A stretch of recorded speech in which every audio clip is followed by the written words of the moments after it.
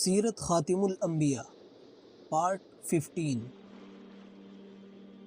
ہجرت کے بعد جہاد و غزوات کا سلسلہ شروع ہوا، جن میں سے بعض میں خود حضرت صلی اللہ علیہ وسلم بنفس نفیس تشریف لے گئے اور بعض میں خاص صحابہ کی سرکردگی میں لشکر روانہ فرمائے۔ مورخین کی اصطلاح میں پہلی قسم کے جہاد کو غزوہ اور دوسری قسم کو سریہ کہتے ہیں۔ غزوات کی مجموعی تعداد 23 ہے، جن میں سے 9 میں جنگ کی نوبت آئی، باقی میں نہیں، اور سرایا کل 43 ہے۔ اور یہ عجب ہے کہ ان تمام غزوات و سرایا میں باوجود مسلمانوں کی بے سر و سامانی اور قلت تعداد کے ہمیشہ فتح و نصرت انہی کا حصہ ہوتا تھا۔ البتہ صرف غزوہ احد میں اول فتح پانے کے بعد مسلمانوں کو شکست ہوئی، اور وہ بھی اس لیے کہ لشکر کے ایک ٹکڑے نے حضرت صلی اللہ علیہ وسلم کے امر کے خلاف کیا تھا۔ ان تمام غزوات و سرایات کو بغرض توضیح ایک نقشے کی صورت میں سن وار درج کرتے ہیں، اور چونکہ غزوات و سرایا کی تاریخ اور تعداد میں اختلاف ہے، اس لیے ہم نے اس تمام بیان میں حافظ حدیث علامہ مغلطائی کی سیرت پر اعتماد کیا ہے۔ نقشہ یہ ہے: غزوات و سرایا سن 1 ہجری۔ سن 1 ہجری میں حضرت صلی اللہ علیہ وسلم نے 2 سریے روانہ فرمائے۔ اول سریہ حمزہ رضی اللہ تعالی عنہ اور دوسرا سریہ عبیدہ رضی اللہ تعالی عنہ۔ سن 2 ہجری۔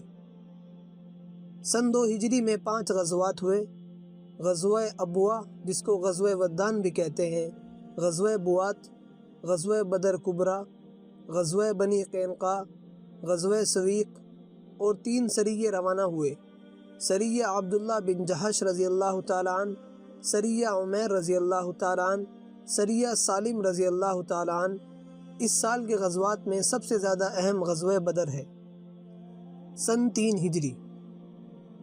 سن 3 ہجری میں 3 غزوات ہوئے: غزوہ غطفان، غزوہ احد، غزوہ حمراء الاسد، اور 2 سریے روانہ ہوئے: سریہ محمد بن مسلمہ رضی اللہ تعالی عنہ، سریہ زید بن حارثہ رضی اللہ تعالی عنہ۔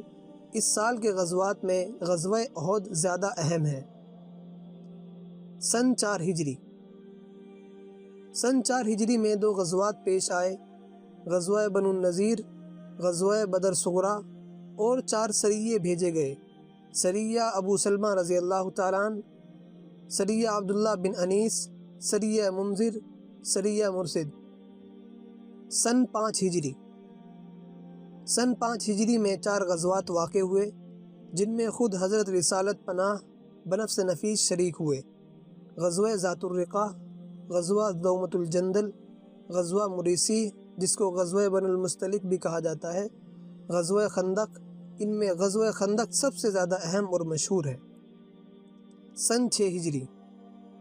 سن 6 ہجری میں 3 غزوات پیش آئے: غزوہ بنو لحیان، غزوہ غابہ، جس کو غزوہ ذی قرد بھی کہا جاتا ہے، غزوہ حدیبیہ، اور 11 سرایا روانہ کیے گئے: سریہ محمد بن مسلمہ بجانب ذی القصہ، سریہ زید بن حارثہ بجانب قرفہ، سریہ عبداللہ بن عتیق رضی اللہ تعالی عنہ، سریہ عبداللہ بن رواحہ، سریہ کرز بن جابر رضی اللہ تعالی عنہ، سریہ عمر الزمری۔ اس سال کے غزوات میں واقع حدیبیہ زیادہ اہم ہے۔ سن 7 ہجری۔ سن 7 ہجری۔ اس سال میں صرف ایک غزوہ خیبر واقع ہوا، جو اہم غزوات میں سے ہے، اور 5 سرایا روانہ ہوئے: سریہ ابو بکر رضی اللہ تعالی عنہ، سریہ بشر بن سعد، سریہ غالب بن عبداللہ، سریہ بشیر رضی اللہ تعالی عنہ، سریہ اخرم رضی اللہ تعالی عنہ۔ سن 8 ہجری۔ سن 8 ہجری۔ اس سال میں 4 اہم غزوات پیش آئے: غزوہ موتا، فتح مکہ معظمہ، غزوہ حنین، غزوہ طائف، اور 10 سرایا بھیجے گئے: سریہ غالب بجانب بنی الملوح، سریہ غالب بجانب فدک، سریہ شجاع، سریہ کعب، سریہ عمر بن عاص، سریہ ابو عبیدہ بن جراح، سریہ ابو قتادہ، سریہ خالد، جس کو غمیصہ بھی کہا جاتا ہے، سریہ طفیل بن عامر دوسی، سریہ قطبہ۔ سن 9 ہجری۔ سن 9 ہجری۔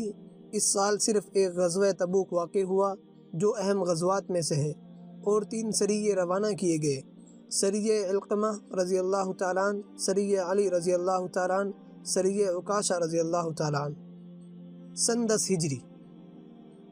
10 ہجری اس سال صرف 2 سریے روانہ کیے گئے: سریہ خالد بن ولید رضی اللہ تعالیٰ عنہ بجانب نجران، اور سریہ علی رضی اللہ تعالیٰ عنہ بجانب یمن، اور اسی سال حجۃ الوداع ہوا۔ سن 11 ہجری اس سال صرف آن حضرت صلی اللہ علیہ وسلم نے صرف ایک سریے کی روانگی کی کارکردگی کا حکم حضرت اسامہ رضی اللہ تعالیٰ عنہ کو فرمایا تھا، جو آپ کی وفات کے بعد روانہ ہو سکا۔ 23 غزوات پیش آئے اور 43 سرایا۔ یہ بات یاد رکھنے کے قابل ہے کہ محدثین اور مورخین اسلام کی اصطلاح میں غزوہ اور سرایہ کا اطلاق کچھ ایسا عام ہے کہ ذرا سی معمولی واقعات کو بھی غزوہ اور سریے کے نام سے موسوم کر دیا گیا ہے۔ اگر 1 یا 2 آدمی کسی مجرم کی گرفتاری کے لیے گئے تو مورخین اس کو بھی سریہ کہتے ہیں۔ چند آدمی کسی معمولی قبیلے کی اصلاح یا ان کی حالات کی خبر لینے کو گئے، ان کو بھی سریہ کہا جاتا ہے۔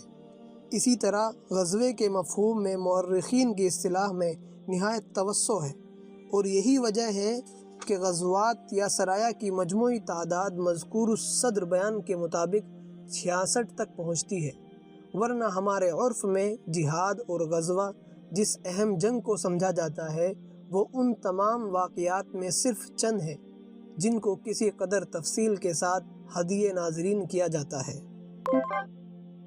اہم غزوات و سرایہ اور واقعات متفرقہ۔ پہلا سریہ امارات حمزہ رضی اللہ تعالیٰ عنہ۔ ہجرت سے 7 مہینے کے بعد ماہ رمضان المبارک میں نبی کریم صلی اللہ علیہ وسلم نے حضرت حمزہ رضی اللہ تعالیٰ عنہ کو 30 مہاجرین پر امیر لشکر بنا کر ایک سفید جھنڈا عطا فرمایا اور قریش کے ایک قافلے کی طرف روانہ کیا۔ لیکن جب یہ حضرات دریا کے کنارے پر پہنچے اور باہمی مقابلہ ہوا تو مجدی بن عمر جوہمی نے درمیان میں پڑھ کر جنگ کو روک دیا۔ سریہ عبیدہ بن حارث اور اسلام میں تیر اندازی کا آغاز۔ پھر شوال سن 1 ہجری میں حضرت عبیدہ بن حارث کو 60 آدمیوں پر امیر بنا کر بطن رابغ کی طرف ابو سفیان کے مقابلے کے لیے روانہ فرمایا۔ اسی جہاد میں اول تیر سعد بن ابی وقاص رضی اللہ تعالیٰ عنہ نے کفار پر پھینکا، اور یہ سب سے پہلا تیر ہے جو اسلام میں کفار پر چلایا گیا۔ سن 2 ہجری تحویل قبلہ، غزوہ بدر، سریہ عبداللہ بن جہش۔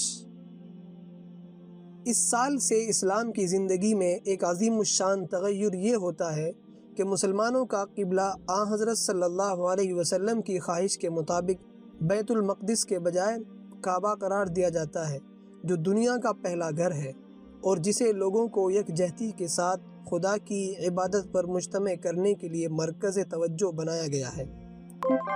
سریہ عبداللہ بن جہش اور اسلام میں پہلی غنیمت۔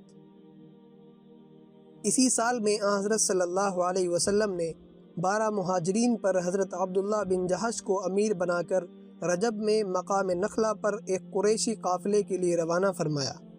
جس روز قافلہ سامنے آیا تو اتفاقاً ماہ رجب کی پہلی تاریخ تھی، اور جب ان مہینوں میں جن میں ابتداء اسلام میں قتل و قتال حرام تھا، لیکن حضرات صحابہ کرام رضوان اللہ تعالیٰ علیہ مجمعین اس تاریخ کو جمادی الثانیہ کی 30ویں تاریخ سمجھ رہے تھے، جیسا کہ لباب المنقول اور بیضاوی میں ابن جریر اور طبرانی اور بیہقی سے نقل کیا ہے۔ اس لیے مشورے کے بعد یہی قرار پایا کہ مقابلہ کرنا چاہیے۔ بالآخر مقابلہ ہوا تو رئیس قافلہ مارا گیا اور 2 آدمی گرفتار ہوئے، باقی بھاگ گئے، اور مسلمانوں کو بہت سا مال غنیمت ہاتھ آیا جو امیر سریہ نے شرکائے جہاد میں تقسیم کر دیا، اور 5واں حصہ بیت المال کے لیے نکال رکھا۔ اور بعض روایات میں ہے کہ یہ کل مال غنیمت لے کر آن حضرت صلی اللہ علیہ وسلم کی خدمت میں حاضر ہوئے، اور آپ نے فرمایا کہ میں نے تمہیں شہر حرام یعنی رجب میں مقاتلہ کا حکم نہ دیا تھا۔ بالآخر یہ مال غنیمت آپ نے غزوہ بدر سے فارغ ہونے کے بعد اس کے مال غنیمت کے ساتھ تقسیم کر دیا۔ اس واقعے سے عرب میں یہ چرچا ہوا کہ آپ نے اشہر حرم میں قتل و قتال کو جائز قرار کر دیا ہے۔ اس وقت آیت کریمہ یسألونک عن الشہر الحرام قتال فیہ ان کے جواب کے لیے نازل ہوئی۔